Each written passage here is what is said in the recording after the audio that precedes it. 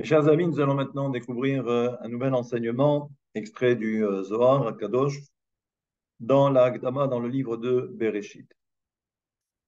Enseignement ici proposé par Rabbi Elazar, donc fils de Rabbi Shimon Bar Yochai, est basé sur un verset qui est extrait du prophète Isaïe, chapitre 40, verset 26, dans lequel il est dit: C'est où marom enechem, il faut lever les yeux en haut, sur les hauteurs. Ou mi bara ele. Et regardez, mais qui a créé cela? Et là, on va voir que enseignement que nous verrons d'ailleurs par la suite, proposé aussi par Rabbi Shimon Bar Yochai, donc le papa, le père de Rabbi Elazar, enseignement qui lui a été ensuite dévoilé par le prophète Eliyahu. Mais revenons donc à la question.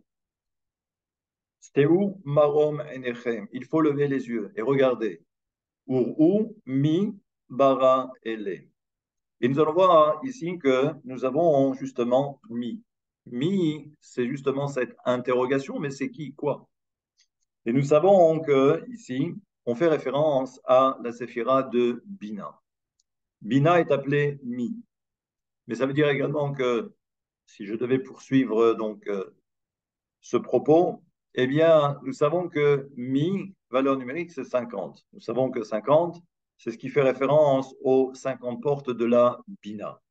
Mais ici, nous allons voir aussi que on va juxtaposer donc ce mot de mi et également bara ele, qui a créé cela, ele. Nous savons que ele fait référence également au principe des six séphirotes et qui représente justement la façon dont est géré le monde. Et nous savons donc que la façon dont est géré le monde, c'est ce qu'on va appeler donc les trois axes. C'est ce que l'on va appeler la notion de chesed, donc la notion de bonté, la notion également de din, la rigueur, et également de rachamim, la miséricorde. Autrement dit, la combinaison entre chesed et din, entre la bonté et la rigueur. Eh bien, lorsque l'on regarde donc maintenant le verset attentivement, ce n'est plus une interrogation. Ça veut dire que mi, bara et les, eh bien en réalité c'est mi, parce que nous savons que mi fait référence à bina. Mi, pourquoi donc l'interrogation? Parce que justement, bina, eh bien c'est cette séphira qui est inaccessible à l'homme. C'est-à-dire que la façon dont est programmé et organisé le monde, eh bien, se limite aux six séphirotes que nous connaissons, plus la séphira de Malchut. Mais au niveau de Bina, eh bien, ça dépasse notre entendement. Donc, c'est pour cette raison qu'on appelle cela Mi. Bien que nous verrons un peu plus tard qu'en fin de compte, par la suite, lorsque, à travers l'enseignement de Rabbi Shimon Bar Yochai, donc le père de Rabbi El-Hazar, et grâce à l'intervention de Eliyahu Hanavi, eh bien, nous savons que en fait, au tout début de la création, et avant même la création du monde, nous savons que pour l'instant, il n'y a rien. Quand je dis il n'y a rien, c'est-à-dire que tout est à l'état embryonnaire. Je m'explique. On commence tout d'abord par la séphira de Keter, qui est le début. En réalité, il y a le Ensof, mais on va dire que la séphira de Keter, comme vous le savez, c'est celle qui représente la transition entre l'infini et le fini. C'est-à-dire qu'elle est intermédiaire entre le Ensof et encore une fois les mondes à venir, les mondes qui vont voir le jour. Mais pour l'instant, nous savons que cet endroit, qui est un endroit stratégique, c'est là où tout va commencer, eh bien, c'est quelque chose qui, pour l'instant, est hermétique. C'est quelque chose qui est totalement caché. Mais nous savons, toujours d'après cet enseignement de Rabbi Shimon Bar Yochai et toujours au nom de Eliyahu Navi, nous savons que Akadosh Baruch Hu, qu'est-ce qu'il a fait? Akadosh Baruch Hu, eh bien, ensuite, comme le dit le Zohar, Akadosh Baruch Hu va créer ce qu'on va appeler une Nekuda. Nekuda Achat. Nekuda, c'est un point. Et nous savons que le tout début, c'est-à-dire que après Keter, nous avons la séphira de Chokhmah. D'ailleurs, c'est pourquoi les commentateurs diront que cette Nekuda, donc ce point-là, qui correspond à Chokhmah, fait référence à la lettre Yud. La lettre Yud, c'est comme un point, et ensuite, à partir de laquelle on va créer l'ensemble. Eh bien, justement, on nous dit que cette Nekuda-là, c'est ce qui va permettre le dévoilement de la pensée et de la pensée divine. Je m'explique.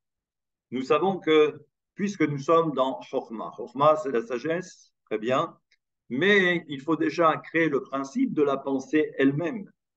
Et à l'intérieur de cette pensée, c'est déjà mettre en évidence eh bien, tous les éléments constitutifs de la création des mondes, c'est-à-dire des différentes séphirotes. Comme si, en fin de compte, à l'intérieur de cette pensée était inclus eh bien, tout ce qui allait ensuite se dévoiler. Et donc, il faut déjà créer le principe en lui-même, c'est-à-dire que le fonctionnement, justement, ce système, à travers, justement, eh bien, cette Nekuda. Et cette Nekuda se trouve à l'intérieur de Chokhmah.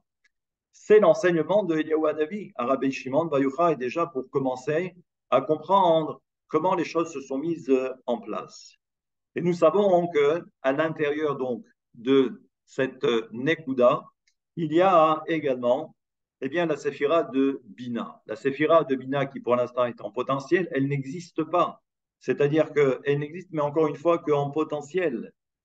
Et d'ailleurs, c'est pour cette raison que cette séphira de Bina est appelée également Kodesh HaKodashim. C'est le saint des saints. Comme si en fin de compte, c'était cette partie qui était cachée, celle qui renferme justement la lumière du Ensof.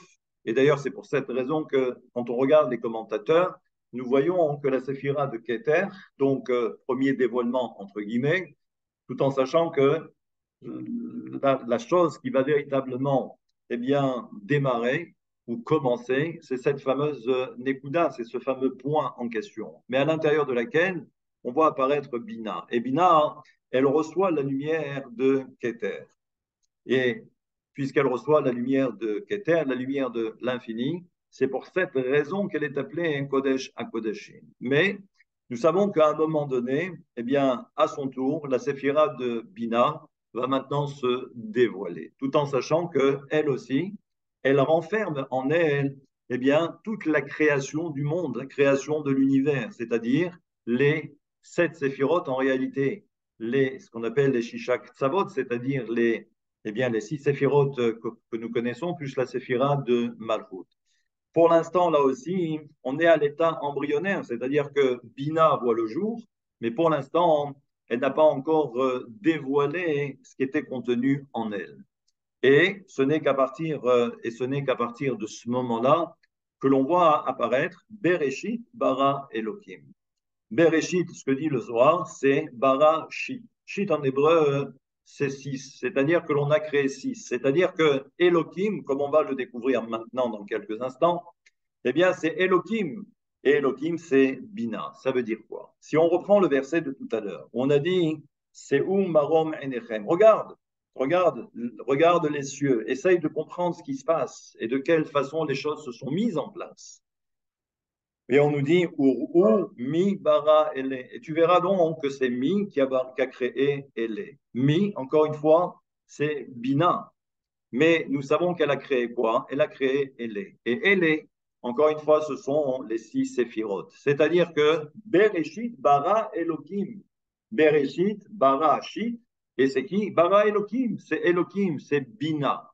Mais pour l'instant, étant donné que la séphira de Bina, qui, avant la création, j'allais dire, de l'univers, du monde, pour l'instant, elle n'a pas de nom. Elle n'a pas de nom propre. Et c'est pour cette raison que dans le Zohar, elle est appelée Kodesh ou Kodesh Kadashim, comme si c'était une sainteté, quelque chose de sacré, mais que l'on ne peut pas véritablement définir à travers un nom. Dès l'instant où Bina va maintenant créer la séphira, du moins les six séphirotes qui vont permettre la création du monde, à partir de là, on peut maintenant faire en sorte que Bina va pouvoir avoir son propre nom. Elle va pouvoir posséder un nom qui la caractérise et qui la définit. Et d'ailleurs, on voit que mi et Elé, donc ces deux termes, mi et Elé, eh bien, ce sont les lettres qui composent le nom de Elohim. Faites le travail et vous verrez que, eh bien, justement, mi et Elé, c'est Elohim. À partir de quel moment Bina devient Elohim? C'est lorsque elle va créer Elé, c'est-à-dire les 6 séphirotes. Je rappellerai également que un peu plus tard dans l'histoire, on va voir que cela va poser problème. Quand je dis va poser problème, c'est ce qui est à l'origine de la faute du veau d'or. C'est-à-dire que, rappelez-vous, dans le verset, il est dit dans le verset que, à un moment donné, Elle est Elohecha Israël. Voici l'Éternel ton Dieu. Et on voit apparaître également Elle est Elohecha Israël. C'est Elle est ton Dieu Israël. Mais ça veut dire quoi? Ça veut dire qu'en fait, toute la faute du veau d'or, c'est justement parce qu'on a oublié que Elle n'existe que parce qu'il y a mis. Parce que c'est mis, c'est la séphira de Bina qui a créé Elle. Lorsque l'on considère que eh bien, le monde est géré exclusivement que par les 6 séphirotes et que l'on fait ensuite abstraction de Mi, qui est Bina, eh bien, à ce moment-là, ça veut dire qu'en fin de compte, le monde est régi par un système que l'on va appeler le système justement des 6 séphirotes. Mais comme en fin de compte, eh bien, Bina ne serait totalement absente. Mais nous avons oublié que Bina, c'est elle qui représente la nourriture des mondes. Et cette nourriture des mondes, d'ailleurs, c'est ce que l'on va retrouver. Et d'après les enseignements du Hari Akadosh, où nous voyons que lorsque nous récitons la bénédiction, Ha motzi lechem ina aret, celui qui fait sortir le pain de la terre, il faut accentuer la lettre He de Ha motzi. Et en réalité, c'est la première lettre du tétragramme. Et nous savons que la première lettre du tétragramme, c'est Bina. C'est-à-dire que c'est elle, Amotzi Lechem, qui fait sortir le pain, qui donne la nourriture au monde spirituel. Et autrement dit, toute l'énergie de l'univers, du monde, toutes les forces en présence proviennent justement de Elohim, de Bina. Et c'est elle qui donne cette nourriture, le Lechem. Et ensuite, nous savons que par la suite, lorsque on continue ce cheminement, on arrive, et toujours d'après l'enseignement de Rabbi Shimon Bar Yochai, d'après les propos de Eliyahu Hanavi, et nous savons donc que d'un côté, nous avons mi, mais en réalité, nous avons également ma. Ma, ce terme ma, quoi, ça aussi, c'est quelque chose que l'on va retrouver un peu partout dans notre littérature. Et nous savons que ma fait référence à quoi? À Malchut. Sans toutefois rentrer trop dans le détail, mais en fin de compte, nous savons que Mi et Ma, eh bien, représentent donc d'un côté, nous avons la séphira de Bina et nous avons également la séphira de Malchut. Et nous savons que lorsque l'on respecte cet ordre, autrement dit, la faute du veau d'or, c'est lorsque l'on veut squeezer en quelque sorte la séphira de Bina et dire que le monde est livré à lui-même et qu'en fait, il n'est régi que par les 6 séphirotes. C'est là où justement il y a un danger.